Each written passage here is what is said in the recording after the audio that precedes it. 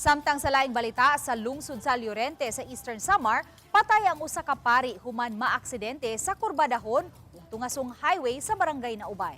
Giilang nakalas nga si Father Alejandro Alex Galo, 66 anyos, taga Barangay 3, lungsod sa Maydulong, Borongan City sa Eastern Samar ug nadestino isip custodian of church properties sa Diocese of Borongan. Ang nakabangga giilang usa ka alias Karen, 40 anyos ug usa ka non-government employee ug mulupyo sa dakbayan sa Tacloban sa Leyte.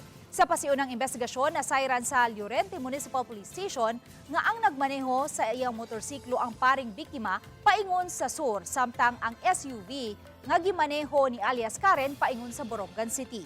Giingong nagkasugat ang motorsiklo ug ang SUV sa kurbadahon ug tungasong bahin sa highway sa naubay nga giingong mikawat og laing lane ang SUV nga mihatod sa panagbangga. Giswayan pa pagda ang pari sa hospital apan gideklarar na kining dead on arrival.